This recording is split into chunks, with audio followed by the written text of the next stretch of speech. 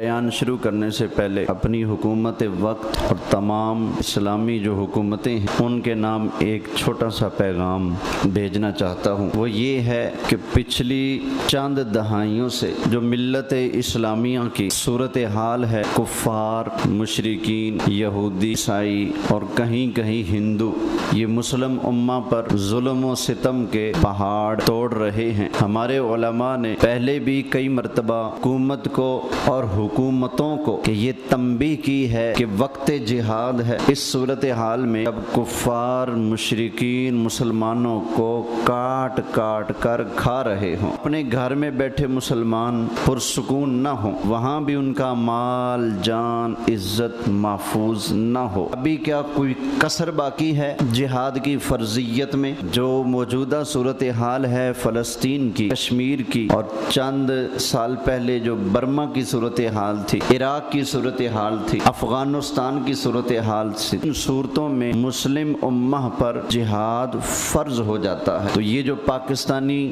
حکومت اور ادارے، بالخصوص پاکستانی فوج، جن کو رکھا ہی اس لیے جاتا ہے کہ وقت آنے پر اسلام، دین، قرآن، سنت اور اپنے وطن کی حفاظت کے لیے اپنی جان کی بازی لگائیں گے، اپنے جان مال کی پرواہ نہیں کریں گے۔ تو اس فوج کو کس لیے پال رکھا ہے؟ اب وقت ہے اور ضرورت ہے کہ ان کو اجازت دے دی جائے اور حکم دے دیا جائے کہ دنیا بھر میں جہاں کہیں مسلمان ظلم کا شکار ہو رہے ہیں ان کی مدد کی جائے۔ کیا برما کے مسلمانوں پر جب ظلم ہو رہا تھا وہ پاکستانی فوج کو اور پاکستانی عوام کو نہیں پکار رہے تھے؟ کیا جب کشمیر پر ظلم ہوتا ہے وہ پاکستانی فوج اور عوام کو نہیں پکارتے؟ بالکل پکارتے ہیں۔ ابھی کیا فلسطینیوں نے پاکستان کو اپنی مدد کے لیے نہیں پکارا؟ بالکل پکارا ہے۔ تو ذرا ہوش کے ناخن لینے چاہیے۔ یہ ملک امریکہ کو اڈے دینے کے لیے اور کفار کے حکم کو اور ان کے نظام کو اپنے اوپر نافذ کرنے کے لیے نہیں بنا۔ یہ ملک ہمارے بزرگوں نے بنایا تھا لا الہ الا اللہ محمد الرسول اللہ کی بنیاد پر، دو قومی نظریہ کی بنیاد پر یہ ملک بنا ہے۔ تو یہ جو اتنا بجٹ اور اتنا سرمایہ جو ہماری آرمی پر خرچ ہو رہا ہے یہ کس لیے ہو رہا ہے؟ انہوں نے کب کام آنا ہے؟ کیا اس سے بھی کوئی کٹن وقت آئے گا مسلم امت پر کہ ہمارا قبلہ اول بیت المقدس محفوظ نہیں ہے؟ تو لہذا حکومتوں سے میں یہ گزارش کروں گا کہ صرف یہ میری بولی نہیں، آج کے خطبہ جمعہ میں تقریباً پاکستان کے اکثر مقامات پر مساجد سے، مراکز اہل سنت سے ہمارے سنی علماء یہ پیغام جاری کریں گے، حکومت سے استدعا کریں گے کہ وہ جہاد کریں اور جہاد کی اجازت عام دے دیں، اپنی فوج کو بھی اور عوام کو بھی۔ ہم خود نہیں کچھ کر سکتے، اس لیے کہ ساری طاقت، ساری پاور، سارے معاملات آپ کے پاس ہیں۔ ہم تو سرحد سے ایک قدم باہر نہیں رکھ سکتے بھائی آپ کی اجازت کے بغیر۔ اور قرآن میں جہاں کہیں بھی جہاد کا حکم آتا ہے اس کا سب سے پہلا جو مخاطب ہے وہ کون ہے؟ کیا عوام ہے، کسان ہے، جٹ ہے؟ مصلی اور محراب کے جو وارث ہیں کیا وہ اس کے مخاطب ہیں؟ نہیں۔ آیات جہاد کے سب سے پہلے جو مخاطب ہیں وہ حکمران ہیں، کیونکہ یہ جہاد کرنا اور اس کے لیے فوج کو باقاعدہ رکھنا، ادارے قائم کرنا، باقاعدہ فوج کو بھرتی کرنا اور ان کی ساری ضروریات کو پورا کرنا، یہ سارا حکومت کا کام ہے۔ باقی سارے کام کر رہے تو جس مقصد کے لیے اس آرمی کو، ان فوجوں کو، ان اداروں کو پال رکھا ہے وہ مقصد کا پورا کرنا ہے۔ صرف فوج میں بندہ بھرتی اس لیے کرتے ہو آپ کو آئے اور وردی شردی پہنے، ریڈ شریڈ کرتا، لتاں باواں ٹھڈے مارتا رہے، دوڑتا رہے، بھاگتا۔ پاکستان میں دریا شریا میں سیلاب آ گیا تو ان کو بچانے کے لیے نکل پڑے، 20 سال 15 سال 25 سال ڈیوٹی کرے، اس کے بعد گھر آ کر موج سے پینشن کھائے۔ اس لیے تو نہیں نا، مقصد تو ہے اسلامی جو ملک ہے اس کی سرحدوں کی حفاظت کرنا اور جہاد کرنا۔ تو سب سے پہلے اللہ نے جہاد کا حکم حکمرانوں پر فرض کیا ہے۔ حکومت نہ ہو، ادارے نہ ہو، سربراہ نہ ہو، اس کے بعد عوام کی باری آتی ہے۔ دیکھیں نا، نماز کا حکم ہے سب کے لیے، روزے کا حکم ہے سب کے لیے، زکوٰۃ کا حکم ہے لیکن سب کے لیے نہیں، جو صاحب استطاعت ہے اس کے لیے۔ حج کا حکم ہے لیکن سب کے لیے نہیں، صاحب استطاعت کے لیے۔ اسی طرح جہاد کا جو حکم ہے نا، جیسے نماز سب کے لیے ہے، ایسے جہاد کا حکم سب کے لیے نہیں ہے، بلکہ جہاد کا حکم جو ہے سب سے پہلے یہ اللہ کا حکم حکمرانوں کے دروازوں پر دستک دیتا ہے، سب سے پہلے ان کو اور فوجی اداروں کو اور جو دیگر جو ادارے ہیں، پولیس ہوگی وغیرہ وغیرہ، رینجر وغیرہ، ان کی طرف سب سے پہلے اللہ کا حکم متوجہ ہوتا ہے۔ جب حکومت مر جائے، فوج ساری مر جائے، ہلاک ہو جائے، اینڈ میں عوام بچ جائے، تو اس وقت عوام پر ہوتا ہے کہ وہ جہاد کا علم اٹھائیں اور آگے نکلیں۔ لوگ کہتے ہیں قبلہ اول لٹ رہا ہے، کشمیر لٹ رہا ہے، فلسطین لٹ رہا ہے، مولوی کیا کر رہے ہیں؟ بھئی مولویوں کے ہتھے تم نے کبھی کچھ دیا ہے؟ کیا حکومت مولویوں کی ہے؟ جج مولوی ہیں، فوجی مولوی ہیں، پولیس مولوی ہیں، کیا ہیں؟ ہم مسلح سے ہٹ کر کوئی دوسری بات کریں تو کہتے ہیں جی تمہارا کام صرف نمازیں پڑھانا ہے، دوسرا کوئی کام نہیں، اور جب کوئی مصیبت ٹوٹے تو کہتے ہیں مولویوں نے کیا کیا؟ سمجھ آ گئی نا؟ یہ دو رنگی بھی سمجھ نہیں آتی۔ بہرحال اللہ تعالیٰ ہمارے حکمرانوں کو جہاد کا مسئلہ سمجھنے اور جہاد قائم کرنے کی توفیق عطا فرمائے۔ اے اللہ کرم فرما، دنیا بھر میں جتنے مسلمان خستہ حال ہیں، پریشان ہیں، مصیبتوں میں مبتلا ہیں، مولا اپنے کرم سے سب کے لیے آسانیاں پیدا فرما۔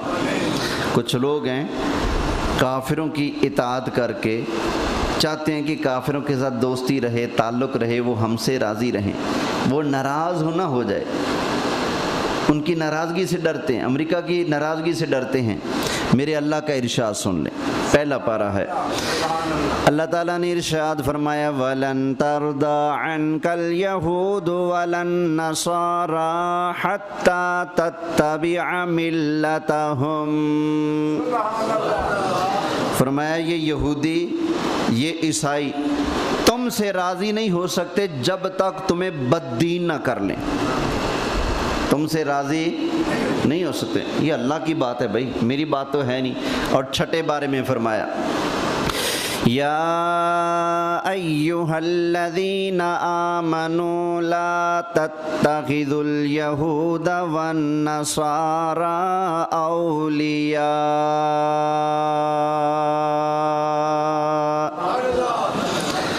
او ایمان والو، یہودیوں اور عیسائیوں کو دوست نہ بناؤ، یہ اللہ کا ارشاد ہے۔ کیوں؟ بعضهم اولیاء بعض، یہ آپس میں ایک دوسرے کے دوست ہیں۔ یا اللہ اگر کوئی دوستی ان سے رکھے، عیسائیوں سے، یہودیوں سے، کافروں سے، بے ایمانوں سے دوستی رکھے، یہ پاک امریکہ دوستی ہے، یہ پاک چین دوستی ہے، یہ فلان دوستی ہے، یا اللہ جو ان سے دوستی رکھے وہ، اللہ تعالیٰ نے ارشاد فرمایا وَمَن يَتَوَلَّهُم مِّنكُمْ فَإِنَّهُ مِنْهُمْ۔ فرمایا جو ان سے دوستی رکھے گا وہ پھر انہی میں شمار ہوگا۔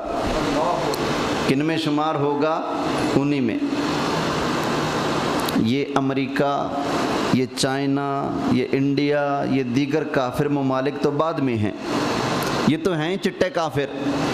قرآن تو کہتا ہے کہ اگر تمہارا ابا کفر کو پسند کرے، تمہارا بھائی کفر کو پسند کرے تو اس کے ساتھ یارانہ نہیں رکھنا۔ تو کافروں کے ساتھ یارانہ کرنے کی کہاں اجازت ہو سکتی ہے؟ تو آج کل کے ان نوجوانوں کو بھی ذرا سوچنے چاہیے جو کہتے ہیں جی فلانی کافر عورت ہے، میں اس سے شادی کر لوں، اس کو مسلمان کر لوں گا۔ کوئی سکھوں سے کر رہی ہیں، کوئی ہندوؤں سے کر رہی ہیں، کوئی یہودیوں سے کر رہی ہیں، کوئی عیسائیوں سے کر رہی ہیں، کوئی مرزائیوں سے کر رہی ہیں۔ تو یاد رکھیں جو مشرک ہوتا ہے اس سے نکاح کرنا حرام ہے، اس کے ساتھ نکاح نہیں، وہ زنا ہے۔ اور ایسے لوگوں کے ساتھ جو مشرک ہیں نکاح کو جائز سمجھنا ہی کفر ہے۔ جو جائز سمجھے گا وہ کافر ہو جائے گا، مسلمان نہیں رہ سکتا۔ یہ قرآن کی باتیں ہیں ساری جو میں سنا رہا ہوں۔ تو بھائی ایسے لوگوں کے ساتھ دوستی نہیں چلتی۔ اللہ فرماتا ہے، اللہ تعالیٰ نے ارشاد فرمایا، یا ایھا الذین آمنوا لا تتخذوا آباءکم واخوانکم اولیاء ان استحبوا الکفر علی الایمان۔ تو ایمان والو، اگر تمہارا باپ یا تمہارا بھائی یہ ایمان پر کفر کو پسند کریں تو ان کے ساتھ دوستی مت کرو، ان کے ساتھ دوستی بولو یار نہ کرو۔ ابا کفر کو پسند کرے تو دوستی کرنا جائز نہیں۔ ابا کافر نہیں ہوا، ابھی کفر کو پسند کرتا ہے، بھائی کافر بڑے اچھے ہیں، فلانا بڑا اچھا ہے، میرا بڑا پیارا یار ہے۔ ابا کافر کو پسند کرے، اللہ فرماتا ہے یارانہ نہیں رکھنا۔ بھائی کفر کو پسند کرے تو یارانہ نہیں رکھنا۔ جو کفر کو پسند کرنے والے ہیں ان کے ساتھ یارانہ رکھنا جائز نہیں، تو جو ہو ہی سراپا کفر، جو خود کافر ہو اور اسلام دشمن ہو، بولیے ان کافروں کے ساتھ دوستی رکھنا جائز ہو سکتی ہے؟ بولیے نہیں نا، محبت سے کہیے سبحان اللہ۔ تو بہرحال ان صورتحال میں فلسطین، کشمیر اور دیگر ممالک کے جو مسلمان کفار کے ہاتھوں پریشان ہیں، ان کی تائید میں اور کفر کے خلاف جہاد کرنا فرض ہو چکا ہے۔ حکومت کے وقت کا یہ فرض بنتا ہے کہ وہ فی الفور اپنی فوجوں کو تیار کرے اور جہاد کا اعلان فرما دے۔ اللہ عمل کی